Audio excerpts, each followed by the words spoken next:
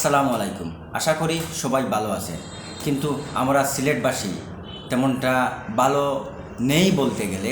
বিশেষ করে কানাইঘাটের বিরদলবাসী বা কানাইঘাট উপজেলা সিলেটের কেউ ভালো না। কারণ একটা ছোট্ট একটা মেয়ে, খুবই সুন্দর, একটা ফুটফুটে হাস্যোজ্জ্বল, নামটা হলো মুনতাহা। আপনারা সবাই ইতিমধ্যে জেনে গেছেন সোশ্যাল মিডিয়ার মাধ্যমে এবং বিভিন্ন পত্র পত্রিকা বা বাংলাদেশের যে বড় বড় চ্যানেলগুলো, সেগুলোতে অনেক নিউজ দেখেছেন যে মুনতাহা গত 7 দিন ধরে নিখোঁজ, কিন্তু পাওয়া যাচ্ছে না। কিন্তু আমরা পরে কিন্তু এই মুনতাহাকে আর জীবিত দেখতে পাইনি। ওর নাম ছিল কিন্তু মুনতাহা আক্তার জেরিন, বয়স 6 বছরের সুই হবে। ওর বাবার নাম শামীম এবং বিরদলের তারা বসবাস করে। আজকের এই ভিডিওতে আমি কিন্তু তুলে ধরব মুনতাহা হত্যার রহস্য এবং উদ্ঘাটন করার চেষ্টা করব। মুনতাহা কেন হত্যা হলো বা কেন হত্যা করা হলো, কারা কারা দায়ী এভাবে, এবং কিভাবে এই রহস্যগুলো উদ্ঘাটন হলো, সব ভিডিওগুলো সব কারণগুলো পুঙ্খানুপুঙ্খভাবে তুলে ধরার চেষ্টা করব। আপনারা সবাই ভিডিওটি না টেনে সবাই দেখবেন। প্রথমে বলি ঘটনাটা কিভাবে ঘটলো। ঘটনাটা ঘটছে 3 নভেম্বর। আজকে তো 11 তারিখ। 3 নভেম্বরে ওর বাবার সাথে ও গিয়েছিল স্থানীয় একটা ওয়াজ মাহফিল থেকে ফিরে এসে প্রায় 2টা-3টার মধ্যে ফিরে আসছে। আসার পর ছোটো বাচ্চাদের সাথে খেলাধুলা করছে এবং ওর বাবা আবার চলে গেছে ওনার কাজে। এবং এলাকায় খেলাধুলা করে বাচ্চারা সবাই তো কেউ বেশ খোঁজখবর নেয় না তেমনভাবে। এবং দেখা গেছে বিকাল হয়ে গেছে, খাবারের টাইম হয়ে গেছে, কিন্তু বাচ্চাটা কিন্তু তখনও আসে নাই এবং পরিবারও তেমন খোঁজখবর নেয়নি তেমনভাবে, বা তেমন মানে গুরুত্ব দেয়নি বলা যায়। পরে যখন সন্ধ্যা হলো, ওর তো কোনো খোঁজ নাই। পরে কিন্তু খোঁজাখুঁজি করতে সব জায়গায় যখন খোঁজাখুঁজি করছে, আত্মীয় স্বজনের বাড়িতে খোঁজাখুঁজি করছে, কিন্তু কোথাও কিন্তু মুনতাহাকে কিন্তু পাওয়া যায়নি। এরপর আমরা দেখেছি যে সোশ্যাল মিডিয়ার মাধ্যমে সবাই পোস্ট করতেছে সন্ধান চাই, এবং অনেকেই কিন্তু পুরস্কার ঘোষণা করছে। সমস্ত বাংলাদেশে এই সোশ্যাল মিডিয়ার মাধ্যমে কিন্তু খবরটা ছড়িয়ে পড়েছে। অনেকে কিন্তু মাঝখানে আমরা দেখেছি যে 2-3 জন বাচ্চাটাকে দেখাইছে, যে পরে ওর বাবা শামীম আহমেদ বলছে যে ও তার সন্তান না, মেয়ে না।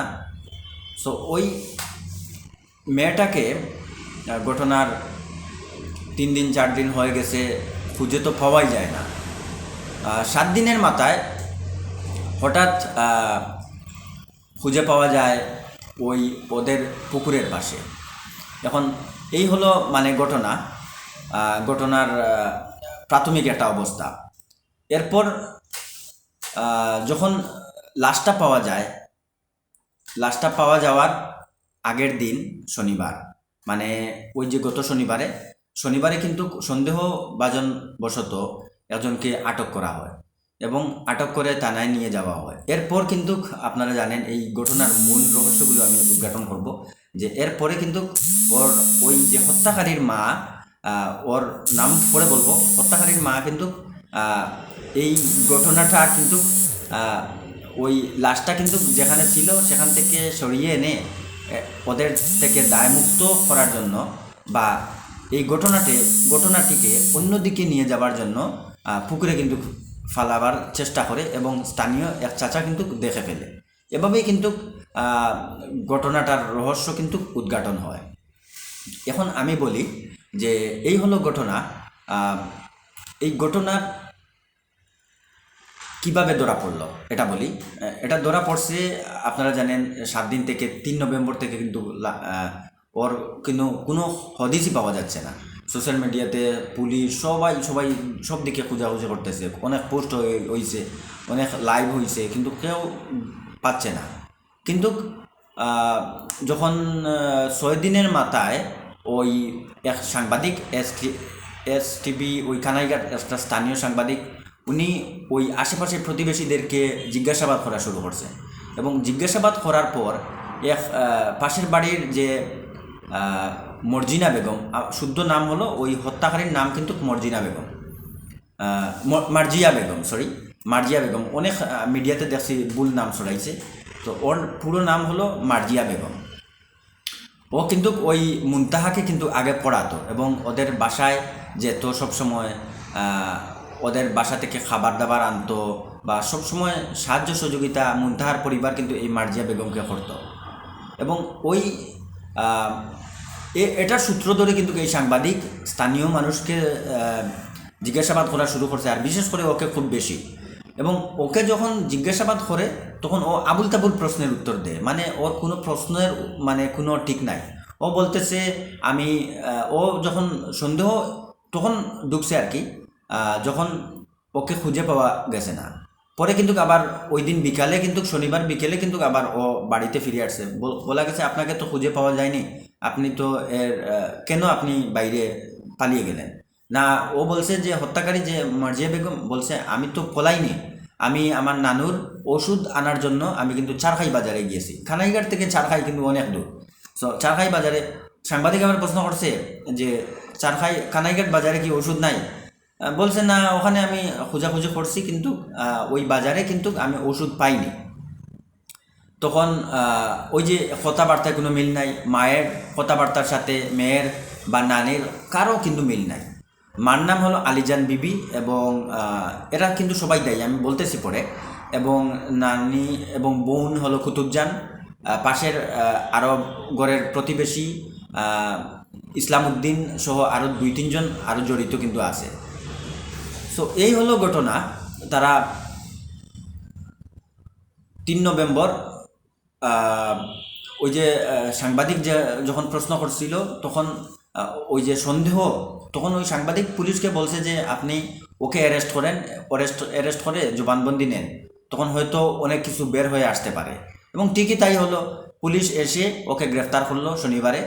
এবং রবিবারে যখন রাত, সবাই কিন্তু পুলিশও বলছে এবং সবাই বলছে, সাংবাদিকও বলছে, এই মার্জিয়া বেগমকে আমরা সন্দেহ করতেছি, এই মার্জিয়া বেগমের গড়ের দিকে সবাই খেয়াল রাখবেন এবং প্রতিটা ফ্যামিলির সদস্যদের গতিবিধি একটু নজর রাখবেন। তখন সবাই এই রাত জেগেও কিন্তু মানে রাখছিল। তখন ওই একটা আঙ্কেল ওই পাশের বাসার, ওই তাদের বাড়ি কিন্তু পাশাপাশি, মার্জিয়া বেগম মুনতাহিদার গড় এবং পাশের বাসার যে আঙ্কেল, ওদের গড় কিন্তু একবারে কাছাকাছি।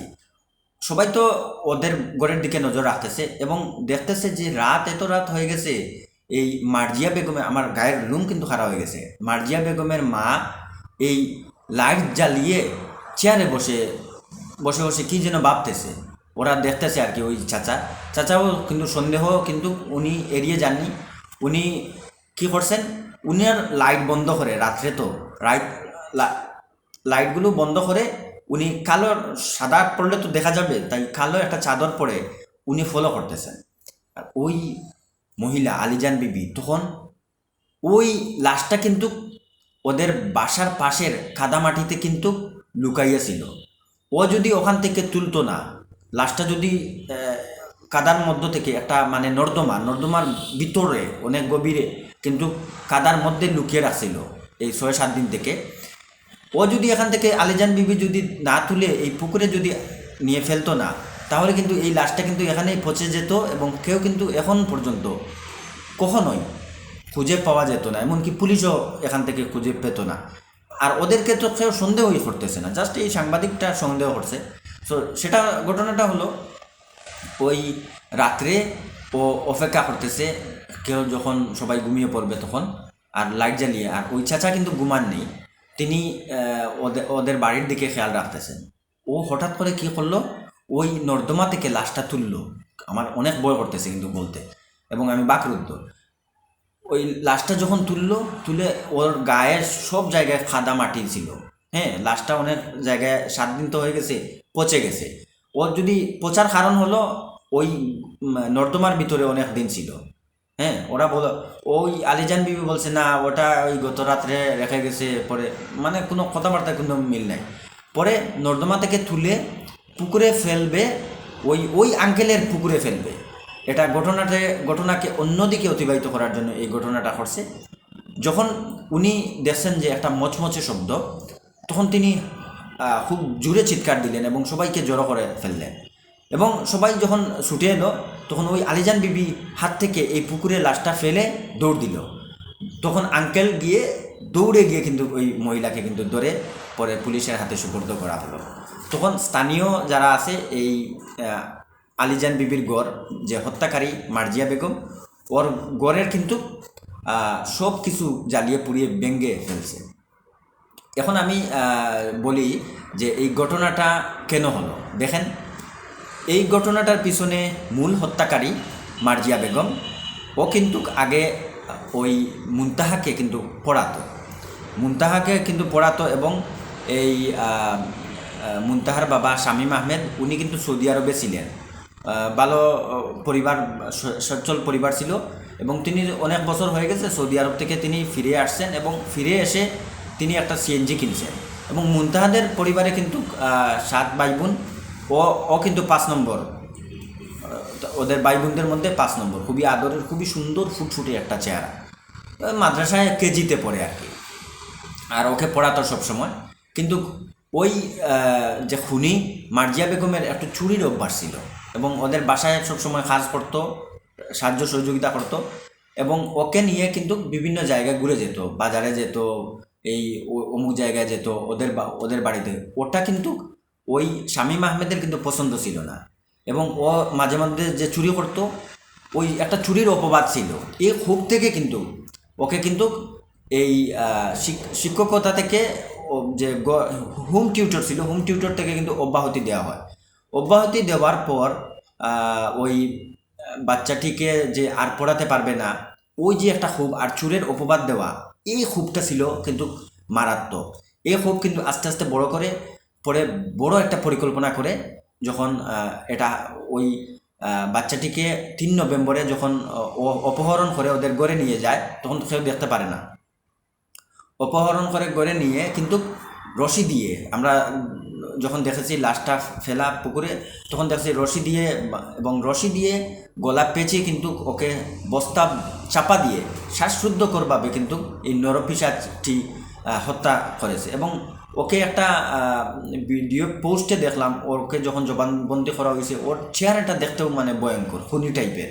সবাই, ওর পরিবারের সবাই প্রথমে মার্জিয়া বেগম খুন করেছে এবং পরে দেখছে যে এই লাশটা কী করবে, তখন ওর মা আলীজান বিবি, নানি, বোন কুতুবজান, পাশের বাসার আরও 2-3 জন সবাই কিন্তু সহযোগিতা করছে লাশটাকে কিভাবে গুম করা যায়। হ্যাঁ, লাশটা যখন থাকবে তখন তো ওদের সবাইকে কিন্তু প্রশ্নবিদ্ধ হবে, এই জন্য ওরা কিন্তু পুকুরে নিয়ে ফেলে। এই হলো ঘটনা। আর যে কারণটা বললাম যে এই যে একটা মানে পারিবারিক যে একটা দ্বন্দ্ব ছিল, যে দ্বন্দ্বটা হলো যে ওকে যে চুরির অপবাদ দেওয়া হয়েছে। এবং আবার অনেকেই বলতেছে যে, বা আমারও অনেক সন্দেহ, হয়তো গোপন কোনো কিছু দেখে ফেলছে ওর ঘরে কিন্তু বিভিন্ন, আমরা অনেকে ভিডিওতে দেখেছি বা লাইভে দেখেছি যে গালাগালি শব্দ বলতেছে যে ওই আলীজান বিবি এবং মার্জিয়া বেগম ওরা বাইরে থেকে বিভিন্ন ছেলে, উঠতি বয়সী ছেলে এবং অনেক বেটা মানুষ ঘরে নিয়ে আসতো, ঘরে নিয়ে এসে খুব খারাপ কাজ করতো, ওইগুলো হয়তো দেখে ফেলছে। এবং বিভিন্ন কারণে কিন্তু এই শামীম আহমেদ পড়া থেকে আর আমার বাচ্চাকে পড়ানি লাগবে না বলে অব্যাহতি দিয়ে দিছে এবং ওদেরকে বলছে আর কাজ। ওরা কিন্তু এই মুনতাহার পরিবার সময় এই ওরা দরিদ্র ছিল, মার্জিয়া বেগম যে খুনি, ওরা দরিদ্র ছিল, ওদেরকে কিন্তু সবসময় সাহায্য সহযোগিতা করতো। এবং মার্জিয়া বেগমের যে মেয়ে, মার্জিয়া বেগমের যে মা, ওরা কিন্তু নানি, ওরা সবাই কিন্তু আগে থেকে অনেক ভিক্ষা করতো। আর মার্জিয়া বেগম ভিক্ষা করতো না, ও পাশের পাশের এই মুনতাহাদের ঘরে বা আশেপাশে কিন্তু কাম করতো এবং মাঝে মধ্যে পড়াতো। ও কিন্তু একটু প্রায় মেট্রিক পর্যন্ত মনে পড়েছে। সো এই দুইটা আমি কারণ বললাম। এবং আরেকটা কারণ হলো ওদেরকে কিন্তু সিলেটি ভাষায় রায়ত বলে, যে ওরা কিন্তু স্থায়ী না, ওদেরকে জায়গা দেওয়া হয়েছে ঘর বানানোর জন্য এবং থাকার জন্য। ওরা কিন্তু একসময় ওদের জায়গাটিকে নিজেদের মধ্যে করে নিছে এবং রাস্তাটি নিজেদের করে নিছে, ওরা নিজে ব্যবহার করবে এবং সব কিছু। এবং পানির যে ড্রেনটা, ওরা কিন্তু ওদের ওই মুনতাহাদের ঘরের পাশ দিয়ে কিন্তু ওদের ড্রেন। সো সব কিছু মিলিয়ে একটা পারিবারিক একটা দ্বন্দ্ব ছিল, পূর্বের একটা পরিকল্পিত একটা খুদ খুদ ছিল। সো ওই খুদ থেকে এই বিভিন্ন কারণগুলো কিন্তু একত্রিত হয়েছে। এরপরে কিন্তু মুনতাহাকে আমরা আর খুঁজে পাইনি। পরে আমরা দেখতে পেলাম 7 দিন পর লাশটা কিন্তু পানি থেকে তোলা হয়েছে। যে এর আগে কিন্তু জাল টেনে টেনে কিন্তু পরীক্ষা করা হয়েছে, তখন কিন্তু লাশটা পাওয়া যায়নি। ওই যে রবিবারে যখন পানিতে যখন ফেলছে, তখন সবাই কিন্তু এই লাশটাকে নিয়ে এক জায়গায় নিয়ে জড়ো করে রাখছে। এই হলো ঘটনা। যে আমি এই ভিডিওতে তুলে ধরলাম যে মুনতাহা কীভাবে খুন হলো, রহস্য উদ্ঘাটন করার চেষ্টা করলাম। এবং মুনতাহাকে তো এমনি তো মারে নাই, এটা তো যে কোনো একটা, যে আমরা বলি না গাছের বিনা কারণে তো গাছের পাতা নড়ে না, খুন করছে তো এটা তো অপরাধ। কেন খুন করেছে? এই যে চুরির অপবাদ, হয়তো গোপন কোনো কিছু দেখে ফেলছে, বা বা আরও বিভিন্ন কারণ, বা এই যে পারিবারিক যে দ্বন্দ্ব হতে পারে, যে রাস্তা নিয়ে ঝামেলা, গড় নিয়ে ঝামেলা। সো ওদেরও গড় না, কিন্তু ওরা কিন্তু দাবি করতেছে ওদের গড় বা রাস্তা। সো এই সব কারণগুলো কিন্তু একত্রিত হয়েছে। এবং ওই যে ওদের রাস্তাটা নিয়ে ঝামেলা ছিল, ওই আশেপাশের আরও কয়েকজন মানুষ গণ্যমান্য, ওরা সবসময় পুলিশের ভয় দেখাতো মুনতাহার পরিবারকে, বলতো দড়িয়ে নিয়ে যাব, তোমাদের উপর মামলা দিব, এ করবো সেই করবো। কিন্তু এটা একটা মানে খুব বেশি খুদের কারণ ছিল। এবং ওরা এটাই মনে করতো যে ওরা খুব বেড়ে গেছে, মুনতাহার পরিবার অনেক বাইরে বেড়ে গেছে। এই ছিল আসলে মূল ঘটনা। ইতিমধ্যে আমরা দেখেছি যে রবিবার যখন দিন হলো, ওসমানী মেডিকেল কলেজ হসপিটাল সিলেটে ময়নাতদন্তর জন্য নিয়ে যাওয়া হয় এবং লাশটা কিন্তু পরিবারের হাতে সুপর্দ করা হয়, পরিবারের হাতে দেওয়া হয়। আমরা দেখেছি জানাজায় হাজার হাজার অনেক মানুষ অনেক জায়গা থেকে কিন্তু এই কানাইঘাটের বীরভূম যে গ্রামটা, ওই গ্রামে মানুষ, ওই মুনতাহার পরিবারের যে গ্রাম, ওই গ্রামে কিন্তু অনেক মানুষ জড়ো হয়েছে। এবং জানাজায় আমরা দেখেছি কিন্তু অনেক পরিবার, ওর বাই থাকতো কিন্তু বিদেশে থাকে। ওই বাইর একটা ভিডিও দেখলাম, খুবই আর্তনাদ করতেছে, চিৎকার করতেছে। আর বাবা বলতেছে, আমি বলছিলাম যে লাইভ করব এবং মুনতাহাকে নিয়ে লাইভ করব, কিন্তু লাইভ ঠিকই করেছি, কিন্তু মুনতাহা আমার নেই। আমি কিন্তু এই ভিডিওটা গতকালকে আমার পেজ থেকে লাইভ করেছি এবং ক্যামেরায় রেকর্ড করে রেখেছি, কিন্তু আমি গতকাল কিন্তু ভিডিওটি ছাড়তে পারিনি, আজকে ছাড়লাম। সবাই ভালো থাকবেন, আর অবশ্যই আপনার আশেপাশে এবং আপনার নিজেকে পরিষ্কার রাখবেন, আশেপাশের থেকে সতর্ক থাকবেন, নিজে ভালো থাকবেন, অন্যকে ভালো রাখবেন। আল্লাহ হাফেজ।